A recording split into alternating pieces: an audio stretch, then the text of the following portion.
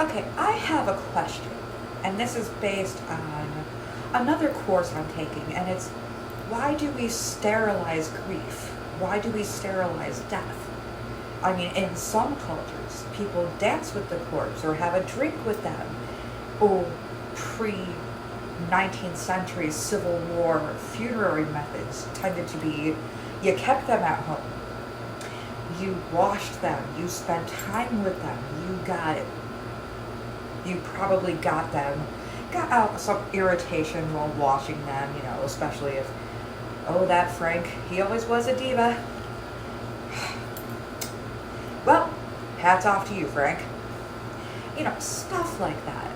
You had a bit of a drink, you got all of your grief out, and however long it took, sometimes, and the Victorians and the Edwardians, they understood over time you would go from wearing the full black to wearing grays and purples and whites and so on and so forth. So as it lessened, and sometimes it didn't, or sometimes people married again really, really quickly for security, so they didn't really have that ability, but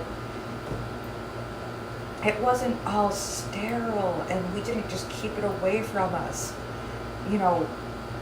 This human is no more. They have ceased to be. Let's party.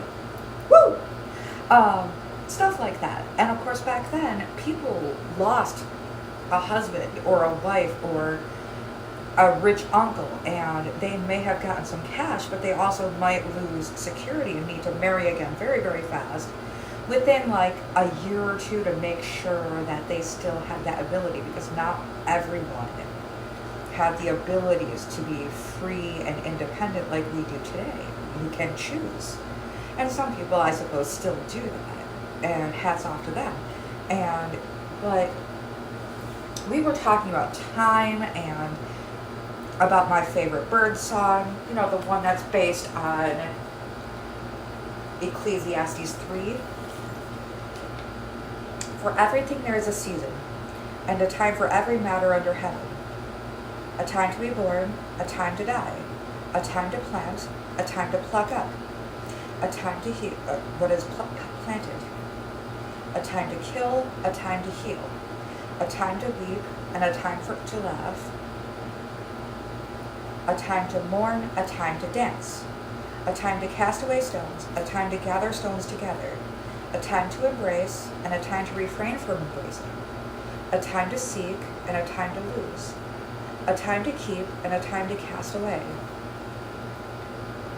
a time to fear, a time to tear, and a time to sow, a time to keep silence, and a time to speak, a time to love, and a time to hate, a time for war, and a time for peace. What gain has the worker from his toil? I mean, one of my father's favorite songs by the Byrds is actually based on that series of verses. And it's by the Byrds, including the one and only Crosby, who is mostly well known for apparently being the biological father of one of Melissa Etheridge's kids, hanging out with the Dalai Lama and music and, well, I mean, it was the 60s, y'all. But one, whose time? How do I block myself? Because in life, a diagnosis, a death, a bad thing happening to you will cause grief. How do I block myself? I mean, do you make yourself extremely busy? Sometimes your brain will do this for you because you're not quite ready to handle it yet, and it will bring it back to you sometime later and be like, yeah, I think you got a deal now. How do I change this? Good question. I'm working on that. And why do we sterilize grief? Do we feel the feeling? Apparently, I write myself little notes about ancient asphalt. Okay. Bismuth. I can't remember what it was, but I wrote myself a note about a material that I saw used in an ancient text. But I mean, when it's the time, because there might be a while before you're capable of really getting it out. But it's all gotta come out somewhere. Whose time? My time.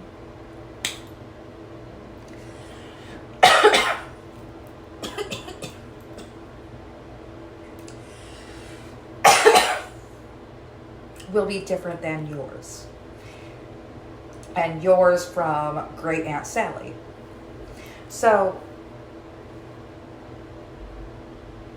and another thing I'm learning, especially since I am the type of person that needs to recharge, is is a handful of quietness than 2 handful of toil and striving after wind. So, in essence, yeah, it's okay. Take that time, take that breather, and have that quiet, because sometimes it can get way too loud.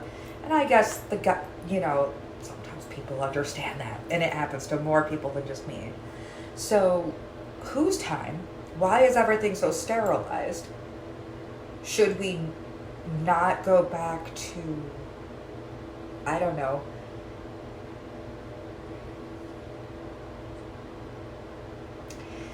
having a bit of a party and celebrating Frank the Diva and making sure that he's clean and perfumed for the afterlife by ourselves, maybe with the help of a friend. Bringing in crafts, bringing in the ability to deal with it and to face it straight in the face, as opposed to keeping it away from us. At one point, I was thinking of becoming a mortician many years ago. And then I remembered that I can be highly, highly emotional, and that things like the babies, when I was homeless, especially, I had to go down to social services, and you would see the children. It was so difficult. I know I'm in a bad place, but these are babies. And you quickly run to the bathroom so that, because everything was going to flow. Apparently that was how I was dealing. Or not dealing, because I was like, no, other people have it worse. Well, yeah, but they have their thing, you have your thing, and it's all kind of sucky. So it's okay to admit and say, this is sucky. Well, I might be better off than this person.